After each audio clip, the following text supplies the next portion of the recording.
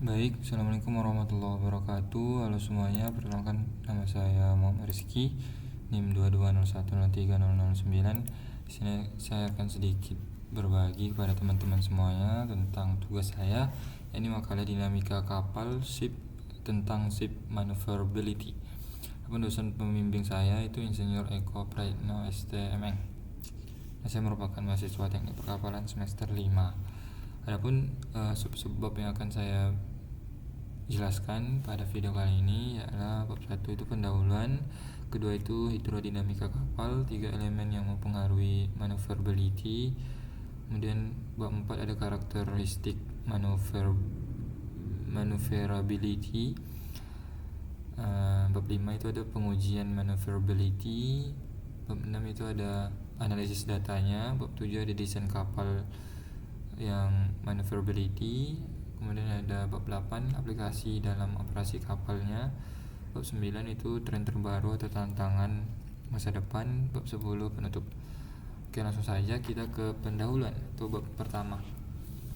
Bab pertama itu ada definisi dan pentingnya maneuverability, kemudian ada sejarah, kemudian dan sejarah dan tujuan, itu pendahuluan. Adapun definisi dan pentingnya maneuverability adalah maneuverability adalah kemampuan suatu objek seperti kendaraan, pesawat, atau dalam konteks kali ini ini sebuah kapal untuk bergerak atau berubah posisi dengan cara tertentu sebagai respon terhadap kendali atau kebutuhan situasi. Konsep ini mencakup aspek seperti kecepatan reaksi terhadap input kontrol, kemampuan untuk mempertahankan stabilitas saat melakukan perubahan arah, serta fleksibilitas untuk beroperasi dalam ruang terbatas atau kondisi lingkungan tertentu. Jadi simpelnya teman-teman, maneuverability ini adalah respon gerak kapal itu dari sistem propulsi, dari lingkungan, sehingga kapal bisa bergerak maju, kapal bisa berputar ke kiri, berputar ke kanan, belok kiri, belok kanan, dan kapal juga dapat mempertahankan keadaannya di atas permukaan air gitu, tetap stabil. Nah, itu maneuverability, respon atau gerak kapal akibat propulsi dan lingkungan. Nah, itu akibat kontrol juga dari si kemudinya. Nah, kemudian sejarah singkat ya tentang studi maneuverability kapal. Itu pertama ada era awal, tradisi dan pengalaman praksis. Jadi era awal tuh kapal-kapal perang tuh digunakan dengan pertimbangan lingkungan gitu. Jadi digunakan di daerah-daerah yang dangkal, di sungai-sungai. Jadi kapal tuh dibentuk dengan lambung yang tidak terlalu besar. Jadi kapal tuh bisa masuk ke sungai-sungai, ke lautan-lautan yang nggak terlalu luas gitu, sehingga kapal itu dapat bergerak dengan mudah di lingkungan tersebut. Kemudian seiring berjalannya waktu, revolusi ilmiah, kapal sudah mulai berbentuk lebih besar gitu. Namun belum kompleks gitu. Contohnya kapal itu udah besar tapi sekat-sekat tubruknya itu belum ada gitu. Contohnya. Jadi sehingga ketika kapal pecah di bagian depannya satu aja, itu bisa membuat kapal tenggelam keseluruhan bagian lambung kapalnya. Kalau pecah satu aja, bocor satu, itu bisa membuat kapal tenggelam keseluruhan. Nah, itu yang diubah di era modern, di era digital, dengan penambahan sistem-sistem teknologi terbaru gitu. Contohnya kapal itu udah dibuat tiap lambung tuh ada sekat tubrukan, sehingga kalau lambungnya pecah itu nggak langsung ke semua lambung itu airnya ngisi, tapi ke beberapa lambung, sehingga bisa memberi waktu untuk antisipasi atau untuk menyelamatkan diri. Kemudian kapal zaman modern juga dilengkapi dengan sistem-sistem yang modern juga. Contohnya itu seperti autonomous, kemudian ada sistem kompas sistem arah GPS, kemudian ada sensor kedalaman, sensor gerak di lautan dan lain sebagainya. Nah, itu era modern. Nah, itu perkembangan maneuverability dari kapal. Ada yang kalau di tradisi yang ini tradisional nih, itu masih banyak yang menggunakan sistem dari gerak lingkungan kayak arus angin dan lain sebagainya. Ini udah pakai sistem propulsi nih, uap-uap nih, tapi masih banyak manualnya. Nah ini udah lebih kompleks sistem propulsinya. Kemudian tujuan mempelajari maneuverability ialah dengan memiliki tujuan yang mendalam baik dari perspektif teknis, operasional maupun strategis, terutama karena aspek ini sangat mempengaruhi kinerja, keselamatan dan efisiensi kendaraan atau alat transportasi dalam berbagai lingkungan. Dengan memahami maneuverability tidak hanya berkaitan dengan kemampuan sebuah alat untuk bergerak atau berubah arah, tetapi juga dengan bagaimana alat tersebut merespon berbagai situasi eksternal dan memenuhi kebutuhan spesifikasi pengguna. Jadi dengan kita belajar maneuverability, kita dapat menyiapkan dalam konteks ini ya kapal itu yang benar-benar sesuai dengan spesifikasi pengguna gitu, sesuai dengan lingkungannya, sesuai dengan keinginan dari ownernya gitu. Jika ownernya ingin kapal yang cepat, kita harus buat kapal yang bisa bergerak cepat itu dengan sistem propulsi sedemikian rupa, dengan bentuk lambung sedemikian rupa, dengan dan lain-lain sebagainya. Nah itu tujuan kita mempelajari maneuverability. Sisi lain juga kalau kita paham dari sistem gerak ini maneuverability, kita juga bisa buat kapal tuh lebih selamat gitu, lebih efisien. Nah itu sih. Kemudian bab 2, hidrodinamika kapal, gaya-gaya yang bekerja pada kapal. Nah di bab 2 ini ada gaya-gaya yang bekerja pada kapal, ada koefisien hidrodinamik dan persamaan gerak kapal. Pertama itu gaya yang bekerja pada kapal. Pertama gaya apung. Nah kalau kawan-kawan pahami gaya apung itu terjadi, gaya apung itu kan FA tuh. FA sama dengan M dikali G. Massa itu kan sama aja dengan massa jenis dikali volume. Jadi gaya angkat atau gaya apung itu sama aja dengan massa jenis dikali volume dikali gravitasi. Nah itu gaya angkat. Jadi gaya angkat tuh berbanding lurus dengan massa jenis air dengan volume kapal dan gravitasi. Jadi semakin besar volume kapal, gaya angkat juga semakin besar. Lambung kapal semakin besar, gaya angkat juga semakin besar. Makin besar massa jenis air, kapal juga memberikan gaya angkat juga memberikan gaya angkat yang lebih besar. Di minyak malah lebih kecil. Tapi minyak ngapung ya. Minyak tuh lebih besar. Skip lah, nanti lah kita pahami itu. Kemudian hambatan. Nah hambatan nih kalau di kapal kan ada yang membuat kapal tuh bergerak lambat itu. Jadi bisa arus, bisa angin, arus, angin, ombak. Intinya yang benar-benar bersinggungan langsung dengan gerak kapal gitu. Jika kapal maju gitu, misal kapal maju arusnya mundur, nah itu kan menghambat kapal, atau angin mendorong dari depan sehingga kapal bergerak lambat, nah itu juga menghambat kapal. Nah itu gaya-gaya hambatan. Kalau dorongan tuh bisa dari itu juga, sistem lingkungan juga, kayak misal angin dari belakang itu mendorong sehingga kapal bergerak maju, atau arus juga mengikuti arus sehingga kapal lebih cepat. Dan sekarang pakai sistem propulsi, pakai mesin atau tenaga dari manusia juga bisa. Nah itu gaya-gaya bekerja pada kapal. Kemudian koefisien hidrodinamik kita bisa pahami itu di sini ya teman-teman. Koefisien hidrodinamik itu ada yang pertama koefisien drag. Nah ini rumusnya, CD itu sama aja dengan koefisien drag dibagi setengah dikali massa jenis air dikali volume, ini kecepatan relatif, dan dikali area penampangnya. Nah ini koefisien drag. Kemudian ini ada koefisien lift, menggambarkan kemampuan benda untuk menghasilkan gaya angkat akibat aliran fluida seperti pada sayap pesawat. Nah ini koefisien lift atau CL itu sama aja dengan F1 gaya angkat dibagi setengah dikali massa jenis kali kecepatan dikali mass penampangnya.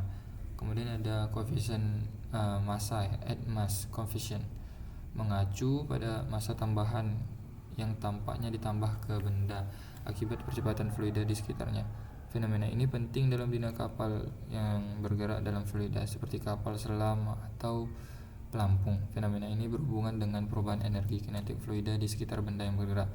Nah ini koefisien yang terjadi pada kapal apabila kapal itu ditambahkan massa atau benda. Kemudian ada koefisien moment, menggambarkan momen yang dihasilkan oleh gaya hidrodinamik, biasanya terkait stabilitas kapal. Nah, ini momen, ini peletakan benda itu. Jadi kalau pusat gravitasi kapal itu di tengah, kemudian benda itu diletak di ujung, nah itu momennya menghitung kapalnya bisa nungging ke depan, sagging, intinya kayak gitulah, atau nungging ke depan dan lain sebagainya, seperti itu. Kemudian ada persamaan gerak kapal. Persamaan gerak kapal ini teman-teman, ini udah sering kita bahas ya, udah ulang-ulang ya. Ada persamaan translasi dan rotasi ya.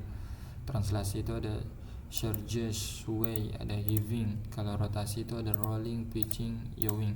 Kalau kawan-kawan nonton video saya itu udah berapa kali kita jelasin ini, ulang-ulang kita nih. Nah, ini ke persamaan translasinya itu massa dikali perubahan kecepatan terhadap waktu. Oh, ini massa dikali percepatan ya, sama dengan F hidrodinamik ditambah F eksternal. Nah, kalau rotasinya itu inersia dikali percepatan sudut sama aja dengan M momen akibat hidrodinamik ditambah momen eksternal. Nah, ini rumus-rumusnya teman-teman ya, persamaannya. Kemudian kita ke bab 3. Bab 3 itu elemen yang mempengaruhi maneuverability. Elemen-elemen yang mempengaruhi gerak kapal gitu pada kapal ya. Pertama itu bentuk hull atau bentuk badan kapal. Simpelnya teman-teman, kalau kita mau bikin kapal yang punya manuver yang lincah, cepat, itu tuh kita bisa bikin bentuk lambung kapal yang lebih lancip itu V gitu, dengan beberapa pertimbangan ya teman-teman, nggak sembarangan V gitu.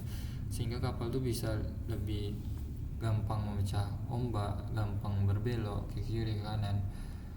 Atau kalau teman-teman mau bikin kapal tuh bisa ngangkat beban yang lebih besar, massa yang lebih banyak, nah itu kan tanpa mempertimbangkan kecepatan lah gitu. Kan bisa bikin lambung yang lebih besar gitu. Jadi sesuai dengan kebutuhan teman-teman gitu. Nah, bentuk hull badan kapal, bentuk lambung itu mempengaruhi gerak dari kapal tersebut gitu. Kalau lancip, bentuk hull atau lambungnya itu bakal lebih gampang manuvernya. Kalau lebih besar itu kan hambatannya lebih besar juga tuh, sehingga kapal juga butuh sistem dorong yang lebih besar yang membuat manuvernya tuh bisa bergerak. Nah, itu bentuk kapal. Kemudian yang mempengaruhi elemennya yang kedua ada sistem propulsi. Nah, ini teman-teman pasti paham lah, kalau kita punya sistem propulsi yang bagus, yang baik, nah itu bisa membantu olah gerak kapal lebih baik gitu. Kalau menggunakan sistem propulsi tradisional ya seperti itulah, lebih capeknya, lambatnya. Tapi kalau dengan mesin itu lebih cepat gitu manuvernya. Kemudian sistem kemudi juga. Jadi bentuk kemudi yang di belakang itu juga mempengaruhi manuver dari kapal sendiri. Lebih besar kemudinya butuh gaya yang lebih besar juga, tapi manuvernya lebih gerak gitu kalau kemudinya lebih besar. Itu kemudian kalau beban kapal, ini pastilah mempengaruhi manuver ya. Makin berat massa yang ditampung kapal, makin berat juga manuver kapalnya gitu. Nah, itu. Kemudian terakhir ada kondisi lingkungan, angin, arus, kedalaman. Nah, ini pastinya berpengaruh ya teman-teman. Kalau kita melawan angin, arus, itu tuh bisa menghambat gerak atau manuver. Tapi kalau kita mengikuti angin, arus, atau memanfaatkannya, itu kita bisa lebih mudah atau efisien dalam bergerak. Kemudian kedalaman juga, ini sangat berpengaruh ya kalau kapal ya. Kita bikin kapal dengan lambung yang besar itu, kalau di laut dangkal kan nggak bisa bergerak juga gitu. Nah, itu juga berpengaruh dengan manuver kedalaman ya, kedalaman laut. Kemudian bab 4 itu karakteristik maneuverability. Nah, ini ada kemampuan berbelok, itu ada radius putar, waktu, kemudian faktor-faktor yang mempengaruhinya. Kemudian yang kedua ada kemampuan menjaga haluan, arah pengaruh gangguan eksternal. Kemudian ada kemampuan berhenti, stopping, jarak henti, waktu henti, faktor yang mempengaruhi. kemudian ada maneuverabilitas di perairan terbatas. Atau lebih jelasnya kita coba lihat di makalahnya ya. Di bab 4 itu kemampuan berbelok. Nih, radius putar pertama. Radius putar itu merujuk pada jarak terpendek dari jalur lingkaran yang dapat dihasilkan kapal saat berbelok dengan kemudi maksimum. Jadi radius putar itu merupakan jarak terpendek ya, dari gerak kapal saat berbelok dengan kemudi yang maksimum gitu. Jadi kapal tuh jarak terpendeknya tuh seperti apa gitu saat kemudinya tuh udah maksimum ke samping gitu. Berapa derajat ya? 90 atau 45 kalau maksimumnya. Nah, itu radius putar. Kalau waktu putar itu mengacu pada durasi yang dibutuhkan kapal untuk menyelesaikan putaran penuh 360 derajat untuk mengubah arah ke sudut tertentu. Nah, waktu putar tuh ya berapa banyak waktu saat kapal tuh berputar penuh 360 derajat. Nah, itu. Kemudian kalau kemampuan menjaga haluan ini, kemampuan menjaga arah, kemampuan kapal untuk tetap berada di jalur ditentukan. Itu ditentukan oleh stabilitas arah yang dimiliki kapal, kemampuan untuk menjaga arahnya. Kalau kemampuan pengaruh gangguan eksternal itu ada angin, arus, gelombang, dan lain sebagainya. Nah, kalau ini kemampuan berhenti itu jarak henti yang pertama. Jarak henti adalah jarak yang dibutuhkan kapal untuk berhenti sepenuhnya setelah perintah untuk menghentikan propulsi. Nah, jadi jarak henti itu dihitung saat propulsi udah dimatikan, kapal udah direm gitu. Nah, kapal kan masih bergerak tuh.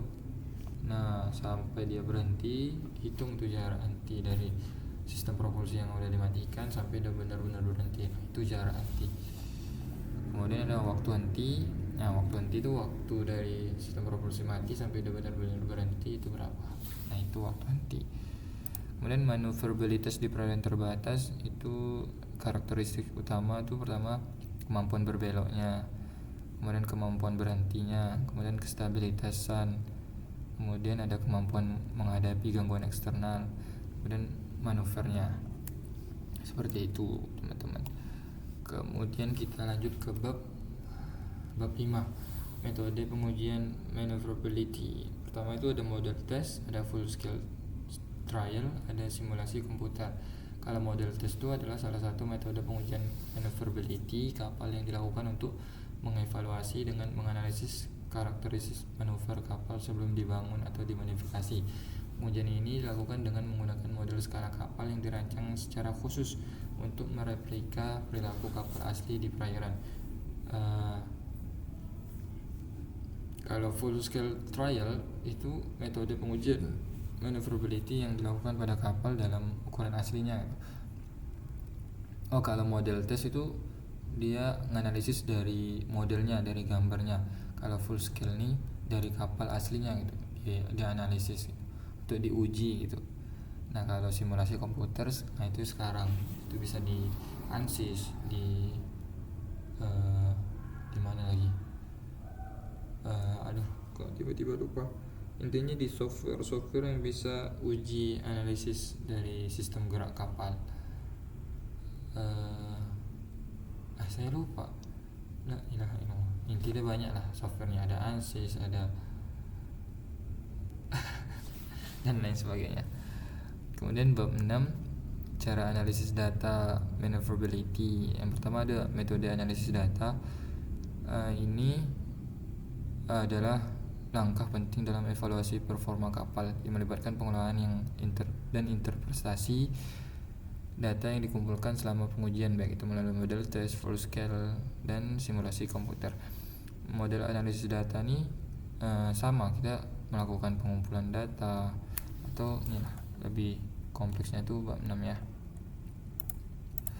Nah, pengumpulan data, pengolahan data, analisis statik, visualisasi data, interpretasi hasil pelaporan. Nah, ini analisis data. Kalau interpretasi hasil atau interpretasi itu menginterpretasikan, memaknai hasil. Nah, itu interpretasi adalah Analisis data merupakan tahap krusial dalam mengevaluasi performa kapal berdasarkan hasil pengujian yang telah dilakukan. Setelah data dikumpulkan dan dianalisis menggunakan berbagai metode statik dan teknik visual. Atau lengkapnya kita bisa lihat di sini.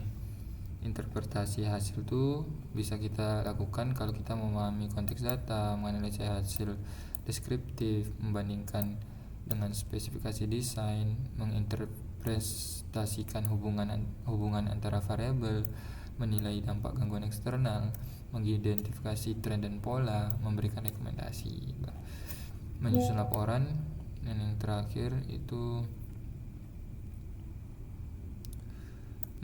melakukan evaluasi. Itu. Kemudian bab 7, desain kapal yang maneuverability. Kriteria desain kapal yang baik dalam hal maneuverability sangat penting untuk memastikan bahwa kapal dapat beroperasi dengan aman dan efisien dalam berbagai kondisi lingkungan dan situasi navigasi. Jadi kalau desain kapal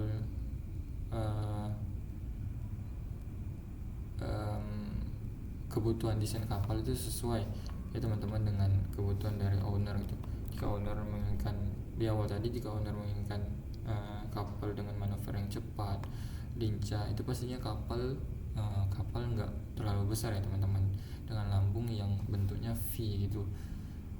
Dengan lambung yang seperti itu, dengan desain yang memadai, kecil, nggak terlalu besar, sesuai dengan kebutuhan ya, ini kecepatan.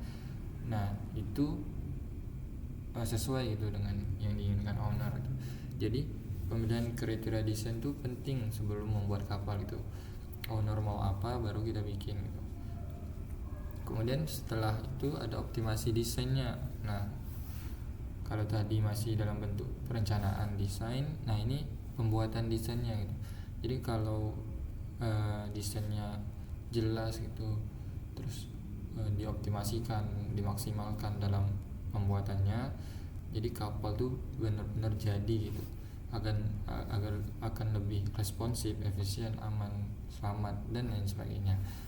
Itu teman-teman, contoh kasus studi itu saya ada buat nih. Contoh kasus studinya tuh ini dia, optimasi desain kapal penangkap ikan. Teman-teman bisa baca kalau lihat makalah saya nanti. Itu loh teman-teman. Kemudian bab 8, aplikasi dalam operasi kapal. Aplikasi dalam operasi kapal itu lengkapnya di sini. Ada di sistem navigasi dan sensor itu ada GPS, radar, AIS, automatic identification system. Kemudian manuver dan dengan thruster. Kemudian ada penggunaan towing tack, ada prosedur berlabuh berangkat yang terstandarisasi yaitu sesuai dengan HK, sesuai dengan peraturan menteri lah untuk bergeraknya. Saya kok lupa gini sih. Kemudian kalau ini tren terbaru atau tantangan itu, nah teknologinya sama ya, azimuth thruster, baling-baling azimuth ya. Kemudian ada radar bloop. Kemudian ada propeller ductor system, ada konstruksi bahan ringan. Wah ini paling keren nih nanti. Kemudian ini sistem energi terbarukan. Semua itu benar-benar masih tantangan ya teman-teman. Bagaimana kita bisa ciptakan sebuah kapal tuh yang benar-benar baik gitu, benar-benar dapat diterima lingkungan, dapat diterima dengan dananya juga, sehingga kapal tuh berkelanjutan gitu, baik untuk pengelola, baik untuk tujuannya, baik untuk lingkungannya juga gitu. Itu sih. Jadi semua tren-tren terbaru tentang kapal juga harus memikirkan gitu solusi untuk masa depan yang lebih baik. Nah itu tantangannya, solusinya itu seperti apa gitu. Jadi kalau kita bikin kapal yang bagus tapi merusak lingkungan, itu kan percuma juga. Itulah teman-teman. Terakhir tuh ini dia penutup kesimpulan. Maneuverability sangat krusial ya untuk keselamatan dan efisiensi operasional. Kemampuan kapal untuk berbelok, menjaga haluan, berhenti dengan cepat sangat mempengaruhi kinerjanya, terutama dalam situasi di perairan sempit, saat berlabuh atau dalam kondisi darurat. Berbagai faktor seperti desain hull, sistem propulsi, sistem kemudi, dan kondisi lingkungan berkontribusi terhadap kemampuan manuver kapal. Pemahaman yang mendalam tentang elemen-elemen ini memungkinkan perancang dan operator kapal untuk meningkatkan performa dan keselamatan. Sarannya, secara keseluruhan pemahaman yang mendalam tentang maneuverability dan penerapan teknologi yang tepat akan membantu memastikan bahwa kapal dapat beroperasi dengan aman dan efisien. Jadi perlu untuk memaknai maneuverability dengan baik ya, sehingga dapat menciptakan kapal yang memiliki performa yang baik dan juga yang paling penting itu punya kekuatan untuk pandangan dalam keselamatan itu. Nah, itu aja sih teman-teman. Terima kasih atas perhatiannya. Saya akhiri billahi taufiq wal hidayah. Assalamualaikum warahmatullahi wabarakatuh. 25 menit.